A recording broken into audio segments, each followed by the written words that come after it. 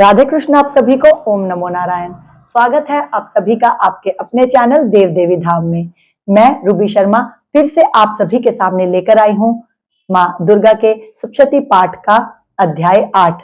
जैसा कि आप सभी जानते हैं कि इससे पहले मैं दुर्गा सप्तशती पाठ के हिंदी में 7 अध्याय पूर्ण कर चुकी हूँ। आज मैं आप सभी के लिए 8वां अध्याय पढ़ने जा रही हूँ, वो भी हिंदी में। इस अध्याय का नाम है रक्त बीज वध। तो चलिए शुरू करते हैं। मैं अनिमा आदि सिद्धिमयी किरणों से आवृत भवानी का ध्यान करता हूँ। उनके शरीर का रंग लाल है, नेत्रों में करुणा लहरा रही है तथा हाथों में पाश, अंकुश, बाण और धनुष शोभा पाते हैं। ऋषि कहते हैं, चंड और मुंड नामक दैत्यों के मारे जाने तथा बहुत सी सेना का संहार हो जाने पर दैत्यों के राजा प्रतापी शुंभ के मन में बड़ा क्रोध हुआ और उसने दैत्यों की संपूर्ण सेना को युद्ध के लिए कूच करने की आज्ञा दी। वह बोला, आज उदा युद्ध नाम के 86 दैत्य सेनापति अपनी सेनाओं के साथ युद्ध के लिए प्रस्थान करें। कंबू नाम वाले दैत्यों के 84 सेना नायक अपनी वाहिनी से घिरे हुए यात्रा करें। 50 कोटि वीर्य कुल के और 100 धोम्र कुल के असुर सेनापति मेरी आज्ञा से सेना सहित कूच करें। कालक, दोरहृद, मौर्य और कालकेय असुर भी युद्ध के लिए तैयार हो मेरी आज्ञा से तुरंत प्रस्थान करें। भयानक शासन करने वाला असुर राज शुंभ इस प्रकार आज्ञा दे सहस्त्रों बड़ी बड़ी सेनाओं के साथ युद्ध के लिए प्रस्थित हुआ। उसकी अत्यंत भयंकर सेना आती देख चंडिका ने अपने धनुष की टंकार से पृथ्वी और आकाश के बीच का भाग गुंजा दिया। राजन, तदनंतर देवी के सिंह ने भी बड़े जोर जोर से दहाड़ना आरंभ किया। फिर अंबिका ने घंटे के शब्द से उस ध्वनि को और भी बढ़ा दिया। धनुष की टंकार, सिंह की दहाड़ और घंटे की ध्वनि से संपूर्ण दिशाएं गूंज उठी। उस भयंकर शब्द से काली ने अपने विकराल मुख को और भी बढ़ा लिया तथा इस प्रकार वे विजयिनी हुई। उस तुमुल नाद को सुनकर दैत्यों की सेनाओं ने चारों ओर से आकर चंडिका का देवी, सिंह तथा काली देवी को क्रोधपूर्वक घेर लिया। इसी बीच में असुरों के विनाश तथा देवताओं के अभ्युदय के लिए ब्रह्मा, शिव, कार्तिकेय, विष्णु तथा इंद्र आदि देवों की शक्तियां जो अत्यंत पराक्रम और बल से संपन्न थी, उनके शरीर से निकलकर उन्हीं के रूप में चंडिका देवी के पास गई। जिस देवता का जैसा रूप, जैसी वेशभूषा और जैसा वाहन है, ठीक वैसे ही साधनों से संपन्न हो उसकी शक्ति असुरों से युद्ध करने के लिए आई। सबसे पहले हंस युक्त विमान पर बैठी हुई अक्षसूत्र और कमंडलू से सुशोभित ब्रह्मा जी की शक्ति उपस्थित हुई, जिसे ब्रह्माणी कहते हैं। महादेव जी की शक्ति वृषभ पर आरूढ़ हो हाथों में श्रेष्ठ त्रिशूल धारण किए, महानाग का कंकड़ पहने, मस्तक में चंद्र रेखा से विभूषित हो वहां आ पहुंची। कार्तिकेय जी की शक्ति रूपा जगदंबिका उन्हीं का रूप धारण किए श्रेष्ठ मयूर पर आरूढ़ हो हाथ में शक्ति लिए दैत्यों से युद्ध करने के लिए आई। इसी प्रकार भगवान विष्णु की शक्ति गरुड़ पर विराजमान हो शंख, चक्र, गदा, शारंग, धनुष तथा खड्ग हाथ में लिए वहां आई। अनुपम यज्ञ वाराह का रूप धारण करने वाले श्री हरि की जो शक्ति है, वह भी वाराह शरीर धारण करके वहां उपस्थित हुई। नारसिंही शक्ति भी नृसिंह के समान शरीर धारण करके वहां आई। उसकी गर्दन के बालों के झटके से आकाश के तारे बिखरे पड़ते थे।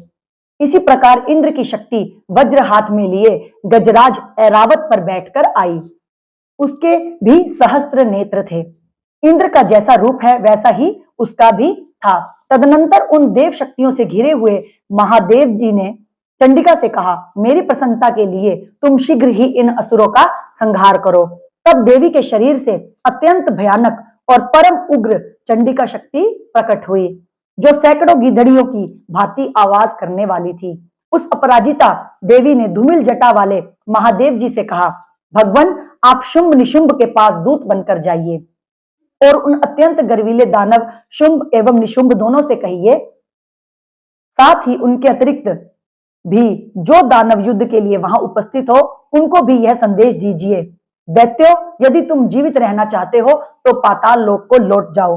इंद्र को त्रिलोकी का राज्य मिल जाए और देवता यज्ञ भाग का उपभोग करें। यदि बल के घमंड में आकर तुम युद्ध की अभिलाषा रखते हो तो आओ, मेरी शिवाएं योगनियां तुम्हारे कच्चे मांस से तृप्त हों। चूंकि उस देवी ने भगवान शिव को दूत के कार्य में नियुक्त किया था, इसलिए वह शिवदूती के नाम से संसार में विख्यात हुई। वे महादैत्य भी भगवान शिव के मुंह से देवी के वचन सुनकर क्रोध में भर गए और जहां कात्यायनी विराजमान थी उस ओर बढ़े। तदनंतर वे दैत्य अमर्ष में भरकर पहले ही देवी के ऊपर बाण, शक्ति और रिष्टि आदि अस्त्रों की वृष्टि करने लगे। तब देवी ने भी खेल खेल में ही धनुष की टंकार की और उससे छोड़े हुए बड़े बड़े बाणों द्वारा दैत्यों के चलाए हुए बाण, शूल, शक्ति और फरसों को काट डाला। फिर काली उनके आगे होकर शत्रुओं को शूल के प्रहार से विदीर्ण करने लगी और खड्वांग से उनका कचुम्बर निकालती हुई रणभूमि में विचरने लगी। ब्रह्मानी ने भी जिस जिस ओर दौड़ी उसी उसी ओर अपने कमंडलू का जल छिड़ककर शत्रुओं के ओज और पराक्रम को नष्ट कर दिया। माहेश्वरी ने त्रिशूल से तथा वैष्णवी ने चक्र से और अत्यंत क्रोध में भरी हुई कुमार कार्तिकेय की शक्ति से दैत्यों का संहार आरंभ किया। इंद्र शक्ति के वज्र प्रहार से विदीर्ण हो सैकड़ों दैत्य दानव रक्त की धारा बहाते हुए पृथ्वी पर सो गए। वाराही शक्ति ने कितनों को अपनी थूथन की मार से नष्ट किया। दाढ़ों के अग्रभाग से कितनों की छाती छेद डाली और कितने ही दैत्य उसके चक्र की चोट से विदीर्ण होकर गिर पड़े। नारसिंही भी दूसरे दूसरे महादैत्यों को अपने नखों से विदीर्ण करके खाती और सिंहनाद से दिशाओं एवं आकाश को गुंजाती हुई युद्ध क्षेत्र में विचरने लगी। कितने ही असुर शिवदूती के प्रचंड अट्टहास से अत्यंत भयभीत हो पृथ्वी पर गिर पड़े और गिरने पर उन्हें शिवदूती ने उस समय अपना ग्रास बना लिया। इस प्रकार क्रोध में भरे हुए मात्र गणों को नाना प्रकार के उपायों से बड़े बड़े असुरों का मर्दन करते देख दैत्य सैनिक भाग खड़े हुए। मात्र गणों से पीड़ित दैत्यों को युद्ध से भागते देख रक्तबीज नामक महादैत्य क्रोध में भरकर युद्ध करने के लिए आया। उसके शरीर से जब रक्त की बूंद पृथ्वी पर गिरती तब उसी के समान शक्तिशाली एक दूसरा महादैत्य पृथ्वी पर पैदा हो जाता। महासुर रक्तबीज हाथ में गदा लेकर इंद्र शक्ति के साथ युद्ध करने लगा। तब ऐन्द्री ने अपने वज्र से रक्तबीज को मारा।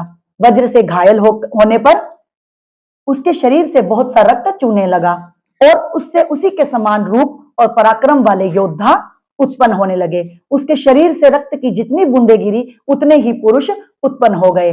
वे सब रक्त बीज के समान ही वीर्यवान, बलवान तथा पराक्रमी थे। वे रक्त से उत्पन्न होने वाले पुरुष भी अत्यंत भयंकर अस्त्र शस्त्रों का प्रहार करते हुए वहां मातृ गणों के साथ घोर युद्ध करने लगे। पुनः वज्र के प्रहार से जब उसका मस्तक घायल हुआ तब रक्त बहने लगा और उससे हजारों पुरुष उत्पन्न हो गए। वैष्णवी ने युद्ध में रक्त बीज पर चक्र का प्रहार किया तथा ऐन्द्री ने उस दैत्य सेनापति को गदा से चोट पहुंचाई। वैष्णवी के चक्र से घायल होने पर उसके शरीर से जो रक्त बहा और उससे जो उसी के बराबर आकार वाले सहस्त्र महादैत्य प्रकट हुए, उनके द्वारा संपूर्ण जगत व्याप्त हो गया। कौमारी ने शक्ति से, वाराही ने खड्ग से और माहेश्वरी ने त्रिशूल से महादैत्य रक्त बीज को घायल किया।